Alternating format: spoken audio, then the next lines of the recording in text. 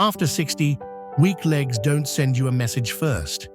They don't knock on your door, they don't write you a letter, they don't give you a warning. They arrive quietly.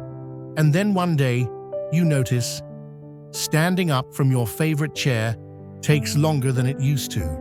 The steps outside your front door make you hesitate. And every time you turn quickly or take a faster step, there's that small moment of worry. Am I going to slip? If you're living in the United States, you're over 60. You're trying to do the right thing by walking every day, but your legs still feel weak, still shake when you stand up, and you still feel afraid of falling. Then this message is for you. Over the next 21 days, if you're willing, I want to walk alongside you with 3 very simple exercises designed specifically for legs after 60. You don't need a gym. You don't need special equipment. You just need a sturdy chair and a small promise to yourself. Before we go any further, I want to ask you a very honest question. When was the last time you truly trusted your legs 100%? If it takes you a while to find the answer, stay with me a few more minutes. In this video, you're going to understand why walking alone is not enough to keep your muscles and leg strength after 60, even if you walk every single day. Learn about 3 specific exercises that real patients and real research show can improve strength, balance, and confidence far more than walking by itself. See that weak legs are not a life sentence of aging, but a condition that can improve step by step with the right movements and consistency. My name is Dr. Robert Ellis. I've worked with many adults in their 60s, 70s, even 80s across the United States. A lot of them came to me with the same belief. Doctor, my legs are weak because I'm old. That's just how it is.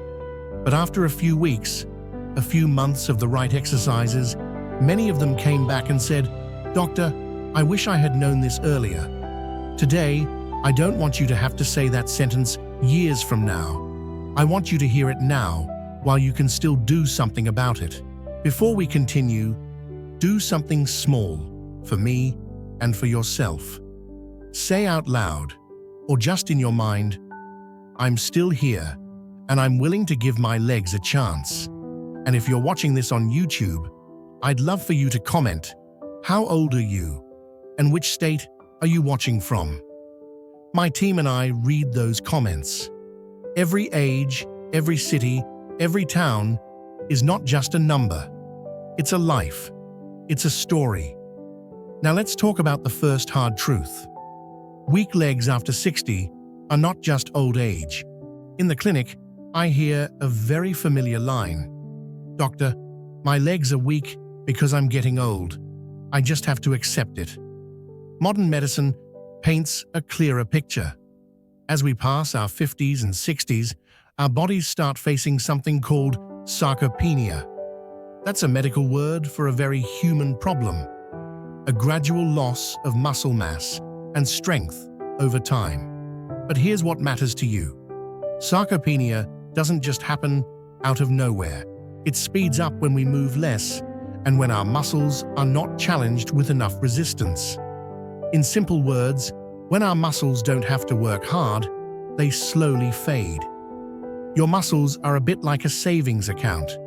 If you never put anything in, but you keep taking out, the balance gets lower and lower. Walking, standing, doing daily tasks are withdrawals. Strength exercises are the deposits. Let me ask you this. Have you noticed any of these changes over the last few years? You stay seated a little longer before standing up, just to get ready. You look at the stairs and think, do I really need to go up there? A trip to the supermarket used to be nothing. Now you look for a bench more often. These small changes are not just about getting older. They are signals that the muscles in your thighs, your hips, around your pelvis, and your knees are losing power. And when those muscles weaken, it doesn't stop there. Balance becomes worse. the risk of falling gets higher. And slowly, the most important thing begins to slip away: your independence. That's the part that worries me the most as a doctor, because I have seen it over and over again. People don't lose their independence only because of heart disease or stroke. They lose it because their legs are too weak to stand up safely, to walk confidently, to catch themselves when they trip. So let me say this clearly to you. Your age is not your biggest enemy. Weak legs are. Now, there's another piece of this puzzle that I see all the time. It's something we don't talk about enough: the fear of falling. I want to tell you about one of my patients.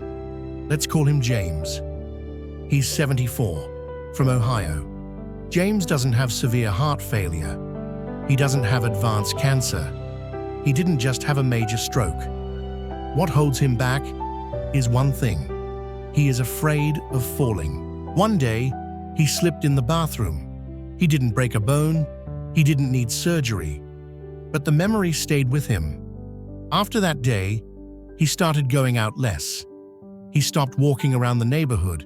He spent more time on the couch, in his favorite chair, in front of the TV. His legs got weaker. His steps got smaller.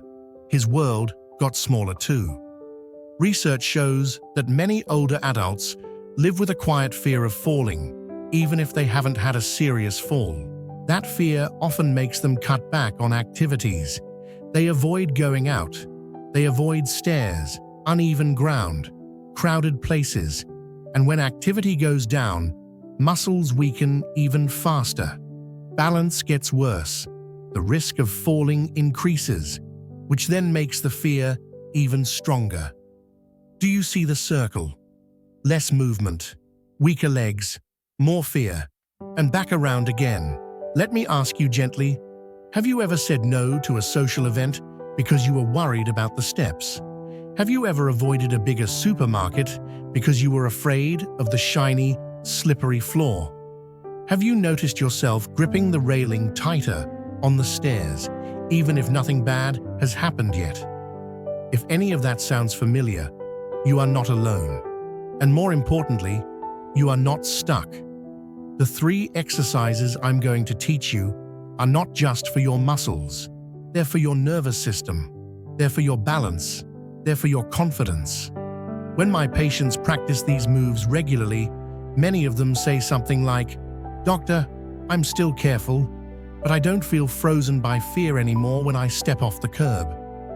If you've ever felt that fear, just know this: there is a way forward. Right now, if you can, say it out loud or write it down. I don't want fear of falling to control my life.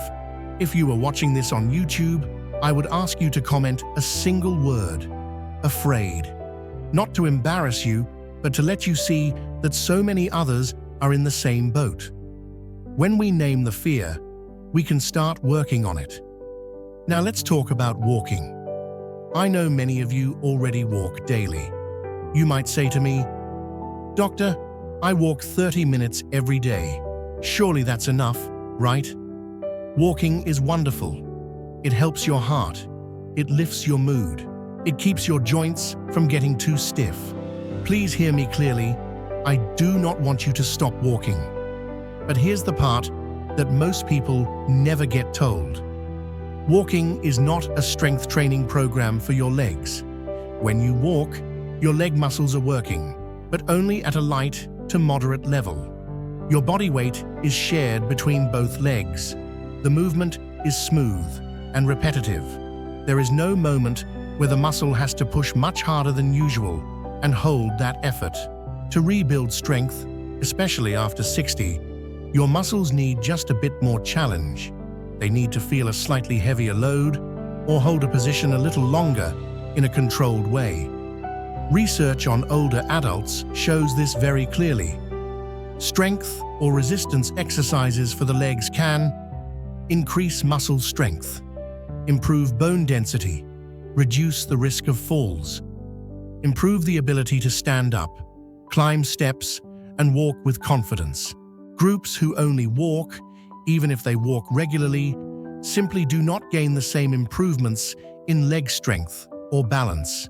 So ask yourself, you've been walking, maybe for months, maybe for years, but if I asked you right now to stand up from a chair without using your hands, slowly and with control, would you feel steady? Or would your legs shake, your heart race a little, and your mind say, I'm not sure I can do this? If you feel unsure, that doesn't mean you've failed. It simply means walking hasn't been enough to give your legs what they truly need. And that's exactly why we are here. Now let me wake you up with a few numbers. In the United States, more than 1 out of 4 older adults falls each year. Falling once doubles your chances of falling again. Falls are one of the leading causes of injury and loss of independence in older adults. And here is something that should make you think. Your ability to stand up from a chair, your leg strength, your balance, these things tell us a lot about your future independence. They can sometimes tell us more than the number printed on your birth certificate. The way you stand up, the way you walk today, is not just about today. It is a message about the next few years of your life. The good news is that this message is not fixed. You can rewrite it. Now let's be very clear about our real goal. When people are 20 or 30, they often train their legs for looks, bigger muscles, more definition, nicer shape. After 60, our goal changes completely. I don't mind if you never have a six-pack. I don't care if your legs never look like an athlete's. What I care deeply about is this. Can you stand up from your chair safely, by yourself? Can you climb 10 or 12 steps without having to stop halfway, out of fear or exhaustion? Can you step off the curb, cross the street, walk through the grocery store without constantly worrying, what if I fall? Studies in older adults tell us that strong legs are strongly linked to staying independent. They're linked to being able to bathe, dress, use the bathroom, cook, and move around your home on your own. On the other hand, weak legs are one of the main reasons older adults end up in nursing homes or assisted living. Not because their hearts suddenly failed, but because their legs could no longer keep them safe. So, when I talk to you about 3 simple exercises, I'm not just talking about fitness. I'm talking about your freedom. Think of these 3 movements as 3 small keys. Each time you practice them, you're turning those keys in the lock that protects your independence. If you're still with me up to this point, it tells me something important about you. You haven't given up. So I want you to do one more small thing. Say it out loud or write it on a piece of paper. I want to keep my legs and my independence for as many years as I can. Now, let's get ready for what comes next. In the next part of this series, I'm going to walk you through the first 2 exercises. Seated leg extensions, which target your front thigh muscles, some of the first muscles to weaken after 60. Chair squats, the exact sit-to-stand movement you use every single day, and one of the best predictors of how independent you can remain. Before we start those exercises, here's what I want you to prepare. A sturdy chair, with no wheels, not too low, that doesn't slide easily. A small, clear space around that chair, so you can stand, sit, and move one leg without bumping into anything. And a gentle mindset. We're not here to compete with anyone. We're here to show a little more kindness to the legs that have carried you through decades of life. Over the next 21 days, I'm not asking you to be perfect. I'm asking you to show up, to move slowly, to stay safe, to listen to your body. If you're ready to take that next step, tell yourself, maybe even whisper it, all right, I'm going to give my legs a chance. In part 2, we'll begin with the first exercise, the seated leg extension. It looks simple, but it has helped many people after 60 Feel more stable standing up from a chair, stepping onto a stair, and walking on uneven ground. When you're ready, move on to part 2, and we'll start rebuilding your strength. One careful, confident movement at a time. Now that we've talked about why your legs feel weaker, the fear of falling, and the limits of walking alone, it's time to move from understanding to doing. In this part, we'll go through the first 2 exercises together. Seated leg extensions, chair squats, also called sit to stand. These are 2 of the most common exercises I use with my patients here in the United States, especially those over 60 who want to keep or regain their leg strength and independence. I'd like you to think of what we're about to do not just as exercise, but as a conversation between you and your legs.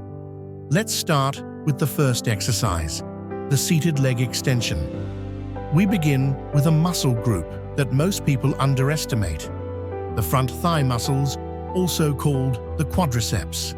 These muscles run from your hip down to your knee. They help you straighten your knee, keep your knee joint stable when you stand, protect you every time you stand up, step forward, or climb a stair. In many older adults, these are some of the first muscles to weaken in a noticeable way. And the surprising thing is this: walking does not challenge them enough to bring their strength back. I remember a patient named Linda, 69 years old, living in Florida. She walked in her neighborhood almost every morning for 10 years. But when I asked her to sit in a chair and simply straighten one leg and hold it up for a few seconds, her leg started to shake. She looked at me and asked, "Doctor, why are my thighs so weak if I walk all the time?" The answer is simple, but important. Walking keeps your joints moving and your circulation going, but it doesn't ask your thigh muscles to work hard enough or to hold tension long enough to truly rebuild strength. That's where this exercise comes in. Here's how to do the seated leg extension step by step. First, prepare your space. Use a sturdy chair without wheels. Place it on a flat, non-slippery surface. Now sit down. Sit toward the front half of the chair, not too far back. Let your thighs rest fully on the seat. Keep your back straight. You can lean lightly against the backrest if you need support, but avoid slumping. Place both feet flat on the floor, about hip-width apart. Now we begin the movement. Slowly lift one foot off the floor and straighten your knee. Imagine you're trying to gently push your heel forward until your leg is almost straight in front of you. When your leg is nearly straight, pause. Hold that position for about 2 seconds. During those 2 seconds, gently tighten the front of your thigh. Feel the muscle working. Then lower your foot back down slowly over about 3 seconds. Do not let it drop or fall. You stay in control the whole way. When your foot returns to the floor, pause briefly, then repeat. In the beginning, you can aim for 8 to 10 repetitions on one leg. Then switch and do 8 to 10 on the other leg. Rest for a moment. Then repeat the whole sequence one more time. As you get stronger, you can hold the top position for 3 seconds instead of 2. Add a third round if your knees feel comfortable and there is no sharp pain. Now, what should it feel like? You should feel a mild to moderate effort in the front of your thigh. You might feel a little burning or fatigue in the muscle. That's normal. You should not feel sharp pain inside the knee joint. If you do, reduce how high you lift your leg. You don't have to straighten completely. Even lifting to about 70 or 80% of full straightening is still helpful. A little shaking in your leg during the last few repetitions is also common, especially at the start. That's your muscles and nervous system waking up. I often tell my patients, if simply lifting your leg and holding it makes your thigh shake, your body is answering the question, why hasn't walking alone been enough to rebuild my leg strength? If you can, pause this script in your mind and imagine yourself trying 5 repetitions on each leg. Then ask yourself, does my leg feel more tired than I expected? Do I feel surprised that such a small movement can make my thigh work this hard? If the answer is yes, congratulations. You've just reintroduced yourself to your quadriceps. From a medical point of view, this exercise is used a lot in programs for older adults. It's simple, safe, and targeted. Because you're seated, the risk of losing your balance is very low. You can focus on the muscle, on control, on breathing, and by strengthening the front of the thigh, you make standing up, walking, and climbing stairs easier and safer in everyday life. Every time you straighten your leg, hold, and lower with control, you're sending a clear message to your thigh muscles. I still need you. I want you to stay strong. Now let's move on to the second exercise, the chair squat or sit to stand. To me, this is almost like a test of independence. I often ask my patients a simple question. If one day you're home alone, no children, no caregiver, no one around, can you stand up from your chair, walk into the kitchen, pour yourself a glass of water, and come back to your chair safely? If there is any hesitation, we know this is an exercise we need to take seriously. Think about how many times each day you sit down and stand up. You stand up from the bed. You sit down at the table. You stand up from the couch. You sit down on the toilet and stand up again. This movement isn't just a gym exercise. It is life. Chair squats help you build strength in your thighs, hips, and buttock muscles. Engage your core, the muscles around your middle that help with control. Improve your balance exactly at the moment when many people feel unsteady. The transition from sitting to standing and back down again. For many older adults, tests that measure how quickly and safely they can stand up from a chair are strongly linked to whether they can continue to live independently. So how do we do this movement correctly? Again, start with your sturdy chair. If you're worried about it sliding, place it with its back against a wall. Begin seated. Sit closer to the front edge of the chair, not too far back. Place both feet flat on the floor, hip width apart. If you feel safer, you can have your hands resting on your thighs. Keep your chest lifted and look forward, not down at your feet. Now we stand up. Lean your upper body slightly forward, as if you're bringing your chest closer to your knees, but keep your back straight, not rounded. Push your heels into the floor. Think of pressing the ground away from you. Use that pressure to slowly stand up, not in a rush, not jerking, but in a smooth, controlled motion. When you reach a fully upright standing position, gently squeeze your thighs and your buttocks for about 1 second. Feel yourself standing tall and steady. Now, we sit back down. Push your hips slightly back, as if you're trying to reach for a chair that's just behind you. Keep your chest lifted. Lower yourself slowly over about 3 seconds. Don't let yourself drop. Control the descent. When your hips touch the chair, pause. That's 1 repetition. At the beginning, you can aim for 6 to 8 repetitions. Rest for a bit. Then repeat the set 1 more time. If that feels too difficult, you can use your hands to push off your thighs or the arms of the chair to help you stand. You can place a cushion on the chair so you don't have to lower yourself as far. As you get stronger, you can make it slightly more challenging without adding any weights. For example, as you lower yourself to sit, you can stop halfway for 1 or 2 seconds before continuing all the way down. This pause makes your leg muscles work harder, but still keeps the movement safe and low impact for your joints. I'd like to share a small story from the clinic. There was a woman named Margaret, 82 years old, from California. When she first came in, she told me this: "Doctor, I'm not afraid of dying. What I'm really afraid of is the day when I have to wait for someone to pull me out of a chair." We started with very gentle chair squats. In the beginning, she needed her hands on the armrests to push herself up. She moved slowly. She was nervous, and she was terrified of falling. But she showed up, week after week, 3 to 4 times a week. After 4 to 6 weeks of steady practice, something changed. She could stand up from her chair without using her hands. She could walk to the kitchen, pour herself a glass of water, and sit back down under her own control. One day, she looked at me and said, "Doctor, I feel like myself again."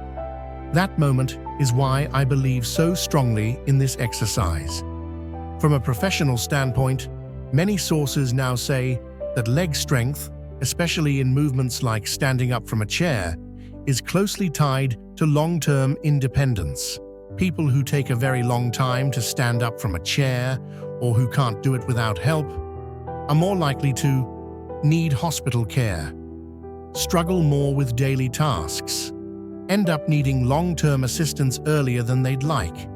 On the other hand, people who can stand up and sit down with better speed and control often stay independent longer. So, each time you perform a chair squat, you're not just working out. You're training for the very test life will give you again and again. Can you keep standing up on your own? Now let's talk about how to fit these 2 exercises into your day so they don't feel like a burden. You don't have to think, "I'm going to the gym." Instead, you can attach them to habits you already have. In the morning, after you wash your face and get dressed, sit in your chair and do your seated leg extensions. 8 to 10 repetitions each leg. 2 rounds. Think of it as waking up your knees and your thigh muscles for the day. Around midday or afternoon, before lunch, or before you settle in to watch TV, stand up from the same chair and do your chair squats. 6 to 8 repetitions. 2 rounds.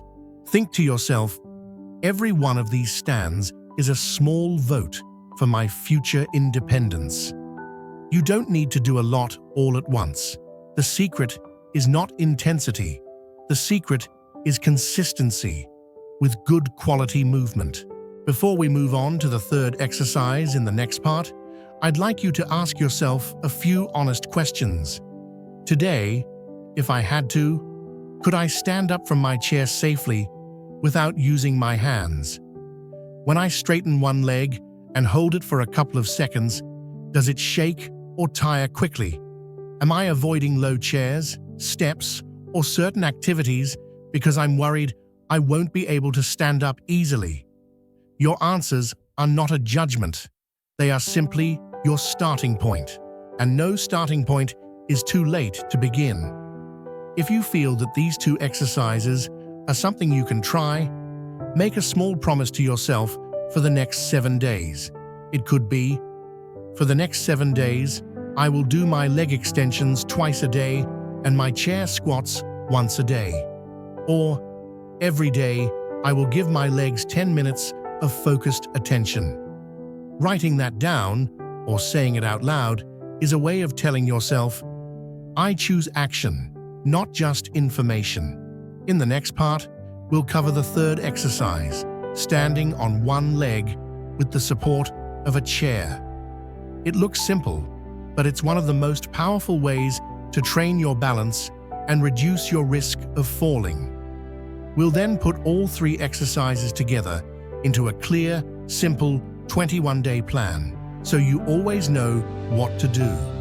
And you can actually feel the difference in your legs and your confidence. When you're ready, move on to part 3. We're going to work not only on stronger legs, but on steadier steps and a calmer mind every time you walk.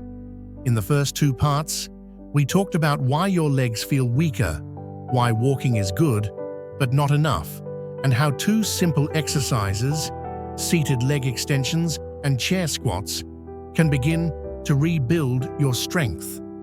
Now it's time to complete the picture with the third exercise and then bring everything together into a clear, doable 21-day plan. This third exercise doesn't look impressive. You won't be sweating or breathing hard, but many doctors, physical therapists, and researchers consider it one of the most powerful indicators of your future risk of falling.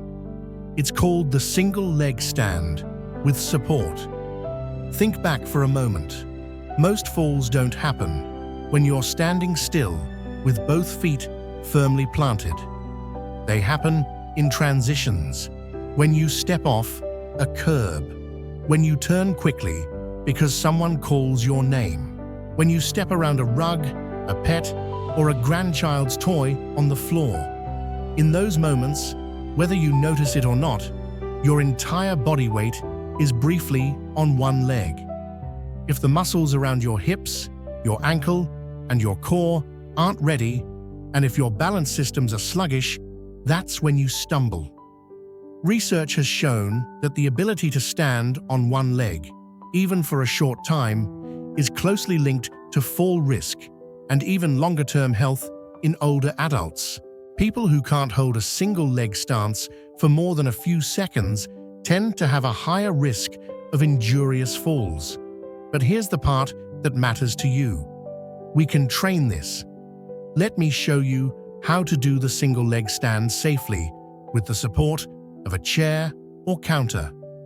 First, set yourself up for safety. This is absolutely non-negotiable. Find a sturdy chair with a high back or stand next to a solid kitchen counter. Make sure the floor is clear around you. No loose rugs, no clutter. Wear shoes with a good grip or stand barefoot if your floor isn't slippery. Now, stand beside the chair so that one hand can rest comfortably on the back of it. You don't have to grip tightly, just be close enough to touch it. Stand tall. Feet about hip-width apart. Distribute your weight evenly between both legs. Let your shoulders relax. Look straight ahead, not down at your feet. Now we begin.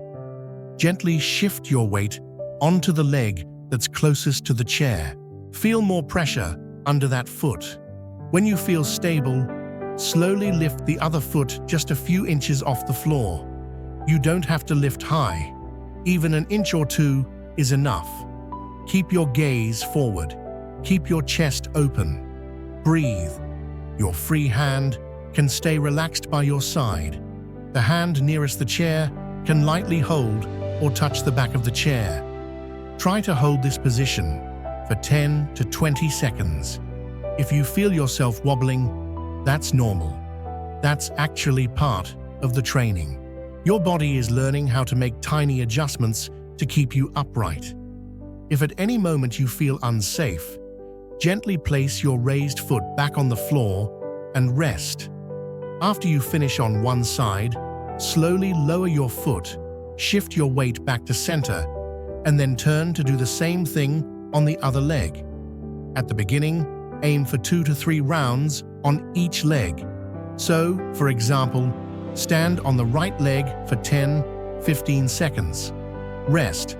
Stand on the left leg for 10-15 seconds. Rest. Repeat that sequence 2 or 3 times. As your balance improves over the next days and weeks, you can increase the hold time up to 20-30 seconds if it feels safe. Use your fingers to touch the chair more lightly instead of holding it firmly. Eventually, you might hover your hand just above the chair, ready to catch yourself if needed. Please remember, this is not a test of bravery. It's a training session for your nervous system. The goal is calm control, not pushing yourself to the point of fear. What are we really doing when we practice this? We are asking your brain, your inner ear, your eyes, your muscles and joints to work together. We are teaching them again and again. How to keep you upright when life puts you on one leg. A number of studies have shown that difficulties with single-leg balance are linked to higher rates of falls and injuries in older adults. On the other hand, better one-leg balance is associated with lower risk of serious falls. So every second you spend in a safe, controlled single-leg stand is like putting a small deposit into your balance account.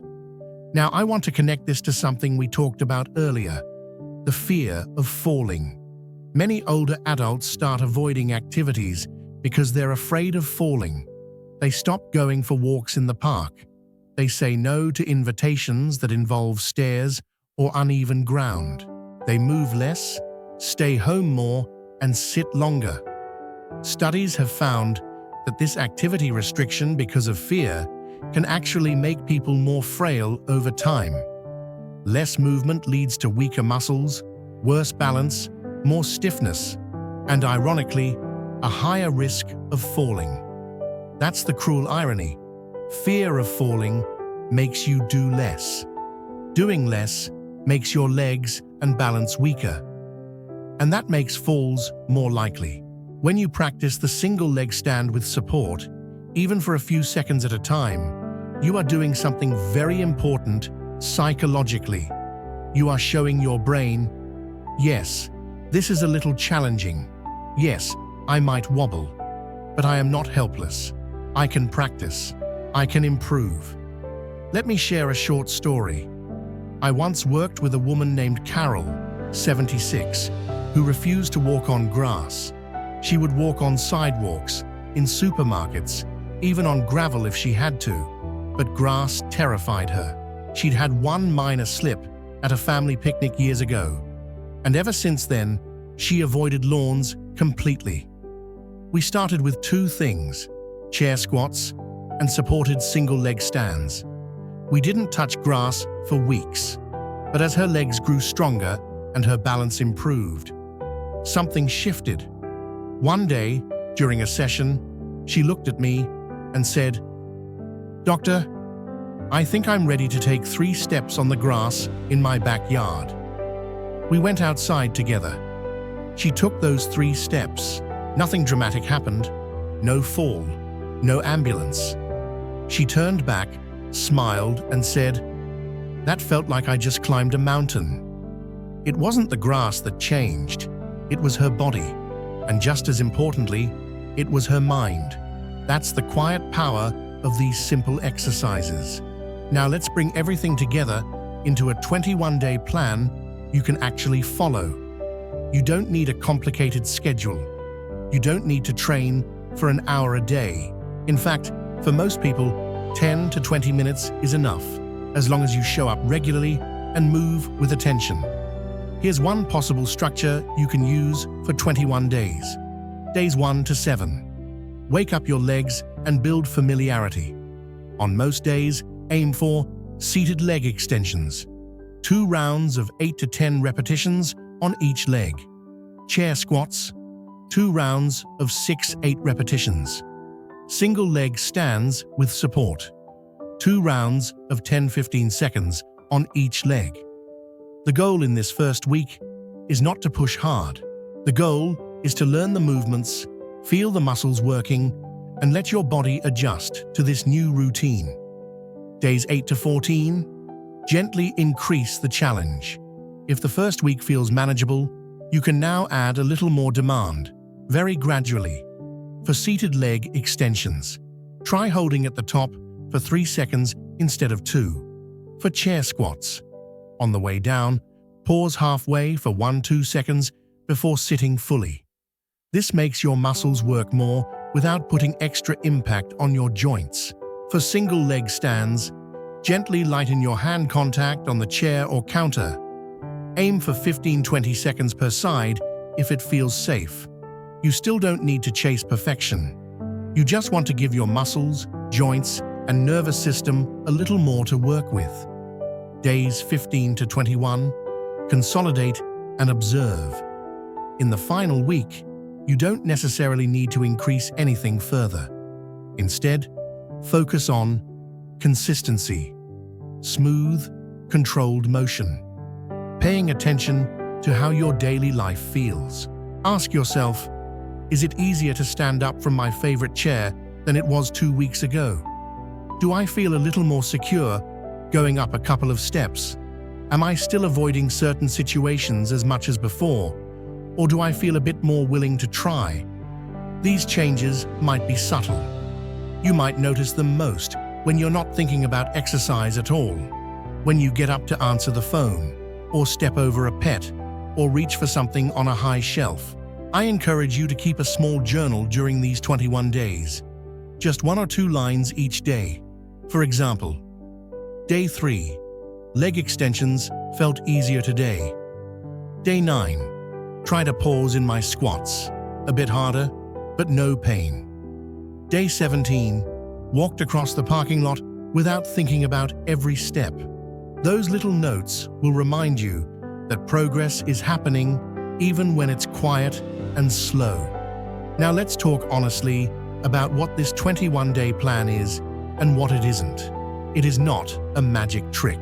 You won't feel like you're 25 again. You might still have arthritis or stiffness or other medical issues, but what it can be is a turning point. A turning point where you stop watching your legs get weaker without doing anything. You start rebuilding a relationship of trust between your mind and your body. You give yourself proof, day after day, that you're not completely at the mercy of age. I want you to imagine something. Imagine that 3 weeks from now, you sit in the same chair you're sitting in today. Someone who cares about you, a child, a spouse, a friend, asks you, "How are your legs feeling these days?" What would you like to be able to say? Maybe not. They're perfect now. But perhaps something like, "You know what? I feel a little steadier.